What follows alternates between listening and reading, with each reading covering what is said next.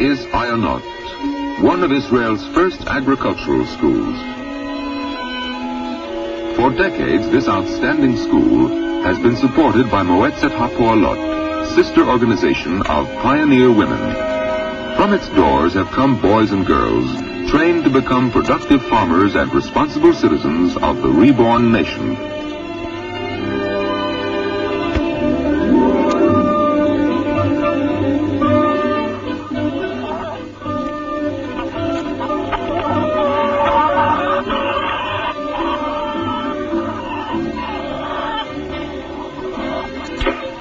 In addition to the Sabras, the Israel-born children, Ayanot has students who have come from many different countries.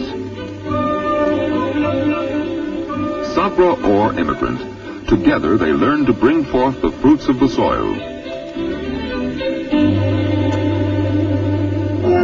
Zvi and Sahaba Al-Durati are alumni of Ayanot. They have been invited here today to tell the senior class about their experiences since their graduation 10 years ago.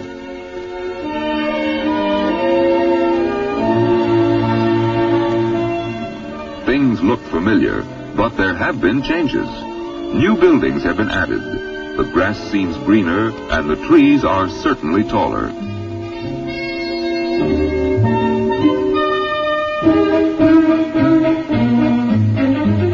Things have changed at Ayanot, but not Ada Maimon, founder and mentor of the school and an outstanding pioneer woman leader. For nearly half a century, the name of this remarkable woman has been identified with the history and the development of agricultural training in Israel.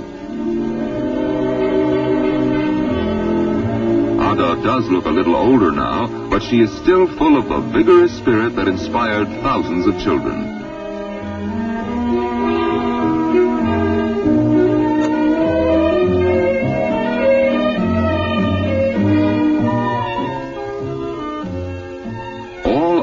Are now on Zvi and Sahaba as they begin to tell their story.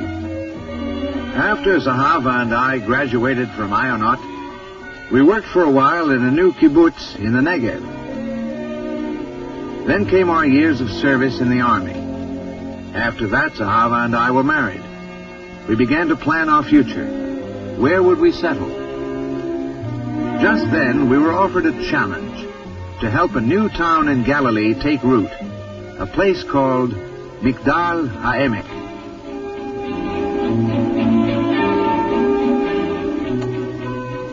Migdal Ha'emek, which means Tower of the Valley, has today a population of 5,000, mostly new immigrants.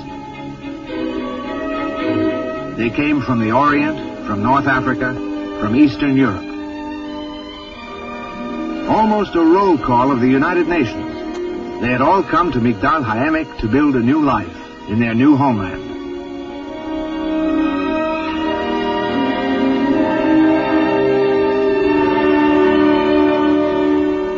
They live in modest homes which are today surrounded by gardens.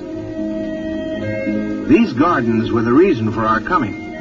Sahaba and I were experts in cultivating flowers and vegetables, thanks to our Mאות pioneer women's training at Ayanot. We now have 350 auxiliary gardens which help the housewives beautify their homes and also stretch their limited budgets. Before we knew it, we were involved in more than gardening. We became attached to the people. They started to bring us their personal problems. Coming from almost 20 different countries with different traditions, they found it difficult to get along together. Fortunately, I could be the bridge between East and West, because my father had come from Turkey and my mother from Russia.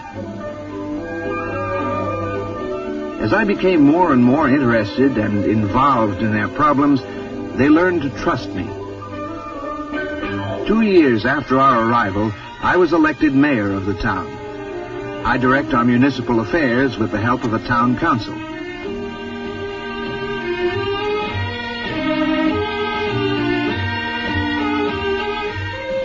We try to involve the newcomers who have never before held public office in the operation of a democratic community. It is we, the people of Migdal Ha'emek, who will determine whether our town stands still or moves forward. Today, nearly every able-bodied man in Migdal Ha'emek has a job. There are a number of industries in town, such as the Solel Bonnet pipe factory. But it was not always so rosy in our town. While most workers now have steady work and regular incomes, only a few years ago the situation was desperate. There were few jobs and many families lived on public support.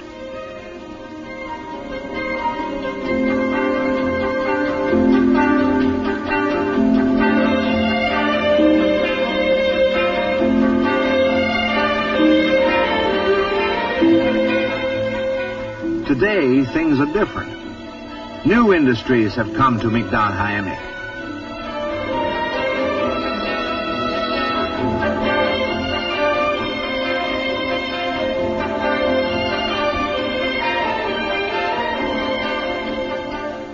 Although there are occasional problems, our community is a stable one. We've even reached the point where our citizens pay taxes, a very novel idea for people who lived in poverty all their lives. Just as they're learning to work at new trades, so are they learning the new meaning of citizenship.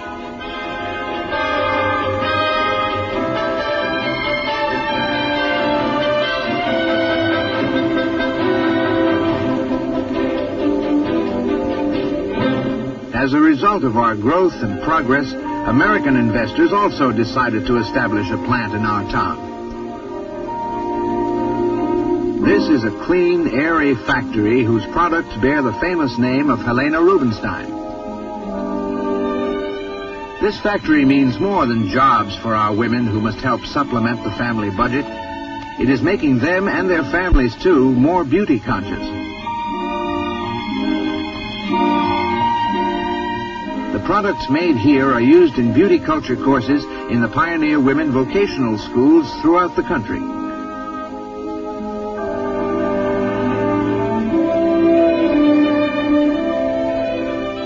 The neat, attractive packages with their Hebrew labels are a tribute to the new immigrants who have so recently acquired modern skills.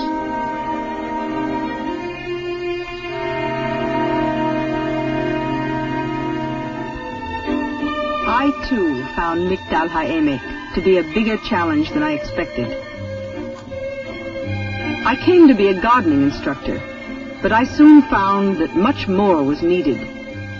Although I was not trained for teaching, I became a Hebrew teacher. After all, Hebrew is my mother tongue.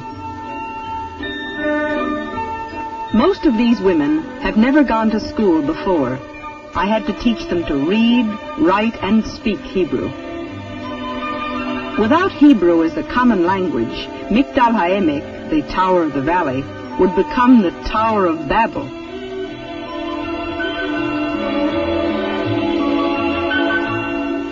It is easier with the children.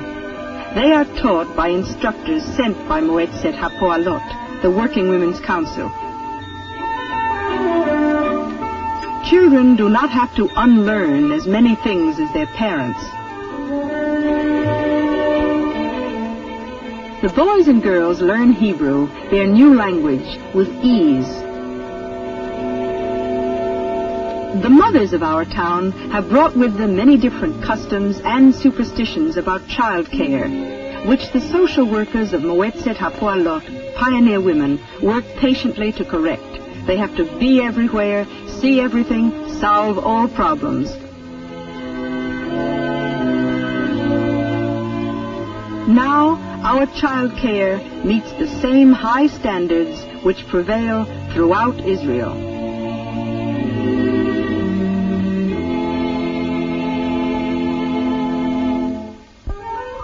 Since many of our mothers must work outside the home, Pioneer Women has set up daycare nurseries for the little ones. Mother can work without worry, knowing that her child's day is filled with fresh air and pleasant games.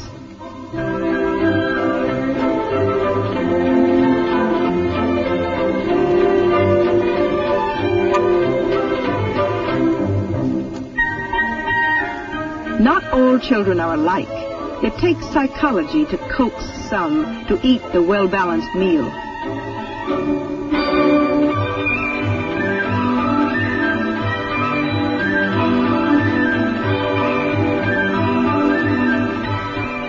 The nursery is a place for play and carefree rest. After a day here, the children come home happy and ready to share their experiences with their parents. Just as the women have to learn new ways of caring for their children, so must they learn to use new kinds of food and encourage new food habits. Primitive ideas and prejudices must give way to modern methods. Many of the staples that were available in their countries are not found in Israel. However, Israel produces many other fine foods that make for a very balanced and low-cost menu. We in Moetzet HaPoalot help the immigrant women discover the know-how of preparing delicious meals. Our instructors teach them not only the basics of a wholesome diet, but also how to prepare appetizing platters, aesthetic as well as nourishing. I discovered that I had a new talent when the need arose for a sewing instructor. Though not an expert myself, I could still teach the girls and women. Other instructors organized courses for handicraft, which soon became a favorite. Such practical courses develop the domestic skills of our women and strengthen their feeling of belonging to the community. It seems the hardest workers in town are our Moetzet HaPoalot committees, and we know where to turn when we need expert advice and encouragement. Beba Idoson, General Secretary of Moetzet HaPoalot, is never too busy to share her vast experience with us. As a member of the Knesset and its deputy speaker, she is involved in countless government matters. Two others closely linked with the history of Moetzet HaPoalot, pioneer women, are Rachel Ben-Zvi, founder of Pioneer Women and wife of the President of Israel, and Foreign Minister Golda Meir, whose pictures decorate the walls of our meeting room. Together, we discuss the problems of the immigrant women and plan the best way of teaching them the ideals of Israel and the key role women must play in the life of our country.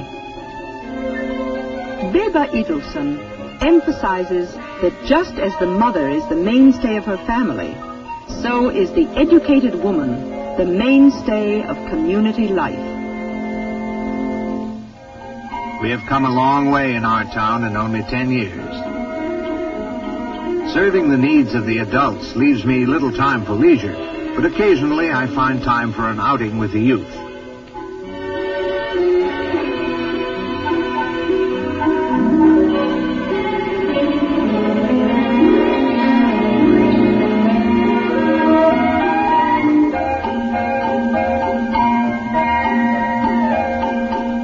A favorite haunt is the nearby Balfour Forest, one of the first major accomplishments of land reclamation and afforestation in Israel.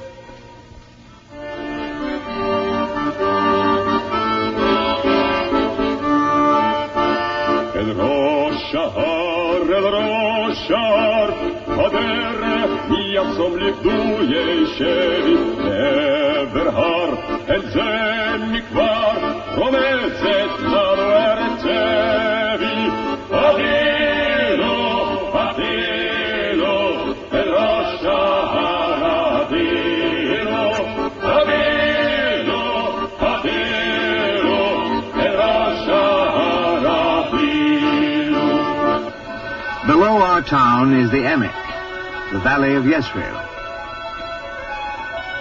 Only 40 years ago, it was a malarial swampland, a valley of death.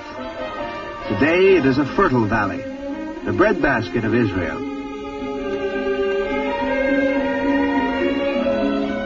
Thousands of farmers live in its proud towns and kibbutzim, which have a history of more than 40 years of pioneering. Those idealistic old-timers were not as fortunate as today's immigrants who receive so much assistance. We hold them up as an example to the newcomers. Without ideals, it is impossible to overcome the obstacles ahead of us.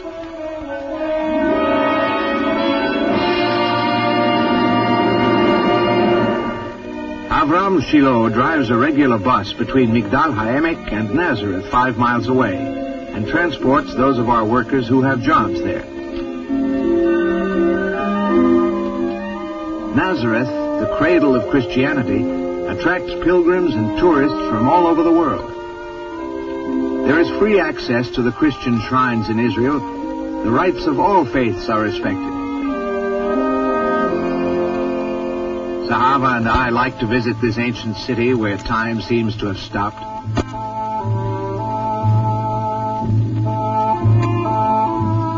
We enjoy strolling through the ancient streets where one forgets the pressures of the 20th century.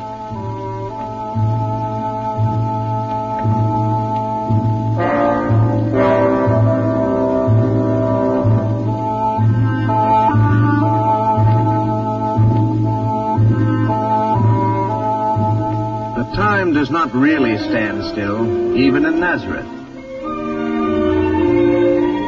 New winds are blowing, and the change is most apparent among the women, who have had to shed their veil and enter the modern era. The Arab women practice arts and crafts in clubs organized by Moetzet HaPoalot pioneer women. Here they also learn more about their rights and responsibilities as women and citizens of Israel. Moetzet HaPoalot pioneer women maintains 27 similar clubs for Arab women in communities throughout the country.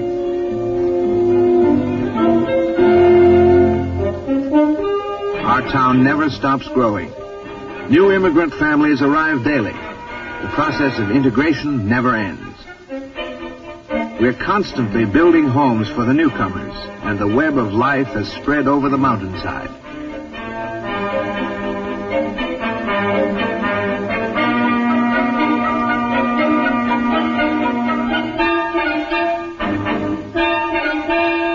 The sound of our tools echoes across the valley.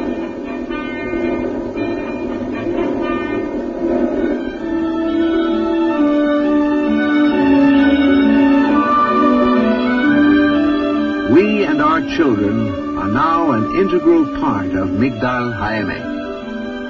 We came for a little while, and now it will be forever. This is the story of Tzvi and Sahaba, who graduated from Ayanot 10 years ago. It is a true story. Tzvi and Sahaba are not actors, they are real people. Perhaps some of these children may someday also become architects of new towns in Israel, builders of a new society. Because of their excellent education at Ayanot, they can now help future waves of immigrants follow in the creative pattern of the original pioneers. Tzvi and Sahaba have repaid many times over the education and inspiration given them by pioneer women, whose loving hand is felt in Migdal Ha'emek as it is felt in cities, towns, and villages throughout Israel.